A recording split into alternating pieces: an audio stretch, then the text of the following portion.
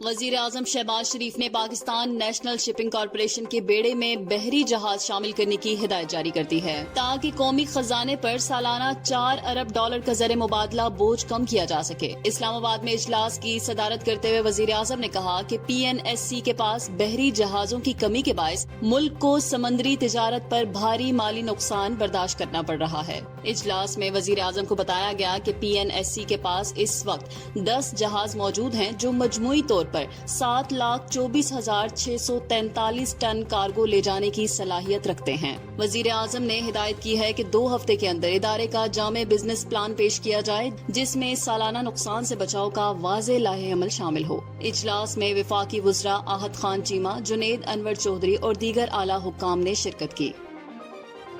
ایران کے supreme leader آیت اللہ خامنائی نے ایک تازہ بیان میں کہا ہے کہ صہیونی دشمن کو سزا دینے کا عمل جاری ہے اور یہ سلسلہ رکے گا نہیں۔ ان کا کہنا تھا کہ اسرائیل جارحیت کے خلاف ایران کی کارروائیاں ایک منصفانہ رد عمل ہے۔ اس بیان سے کچھ دیر قبل ایران نے ایک بار پھر اسرائیلی علاقوں پر میزائل داغے جن سے جنوبی اسرائیل کے شہر بیٹ شیبا، دیمونا اور بیر سبا سمیت کئی مقامات پر بھاری نقصان ہوا جبکہ کم از کم 5 افراد زخمی ہوئے۔ اسرائیلی فوج نے ایرانی بیلسٹک میزائل حملے کی تصدیق کر دی ہے جس سے خطے میں کشیدگی میں مزید شدت آنے کا خدشہ ظاہر کیا جا رہا ہے۔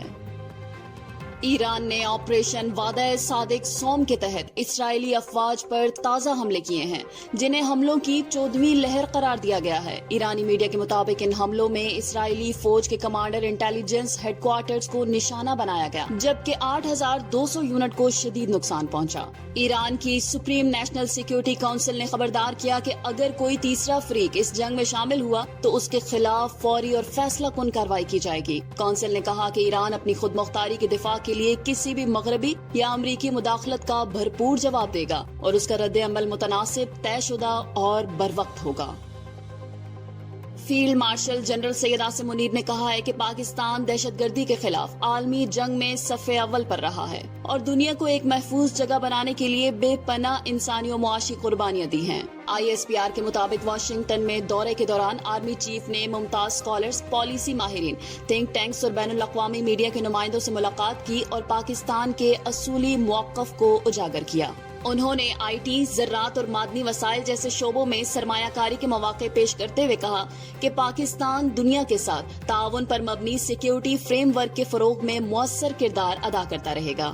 آرمی چیف نے اس بات پر بھی زور دیا کہ کچھ علاقائی عناصر دہشت گردی کو ہائبرڈ وار فیئر کے ہتھیار کے طور پر استعمال کر رہے ہیں جس کا پاکستان بہادری سے مقابلہ کر رہا ہے۔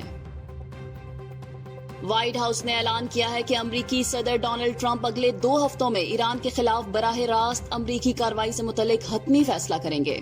واشنگٹن میں پریس بریفنگ کے دوران ترجمان کیرولین لیوٹ نے کہا ہے کہ صدر ٹرمپ کی اولین ترجیح ایران کو جوہری ہتھیاروں سے دور رکھنا ہے تاہم وہ سفارتی حل کے خواہاں ہیں۔ ترجمان کے مطابق ٹرمپ طاقتور امن کے داعی ہیں اور اگر ممکن ہوا تو وہ مذاکرات کا موقع ضرور لیں گے لیکن وہ طاقت کے استعمال سے پیچھے نہیں ہٹیں گے۔ انہوں نے کہا ہے کہ ایران اگر یورینیم کی افزودگی سے باز نہ آیا تو اسے سنگین نتائج بھگتنا پڑ سکتے ہیں۔ ٹرمپ انتظامیہ کو اسرائیلی کارروائیوں پر مسلسل بریفنگ دی جا رہی ہے اور ایران پر جوہری پروگرام روکنے کے لیے سخت دباؤ جاری ہے۔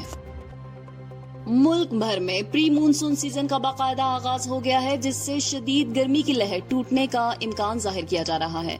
محکمہ موسمیات نے آئندہ 3 روز کے دوران بلوچستان، پنجاب، خیبر پختونخوا، گلگت بلتستان اور کشمیر میں بارشوں کی پیشگوئی کی ہے جبکہ سندھ میں بھی کل سے کئی مقامات پر بارش ہونے کا امکان ہے۔ کراچی میں چند روز قبل مونسون سسٹم داخل ہونے کے بعد مختلف علاقوں میں گرج چمک کے ساتھ بارشیں ہوئیں اور ٹھنڈی ہوائیں چلنے لگیں جس سے موسم خوشگوار ہو گیا۔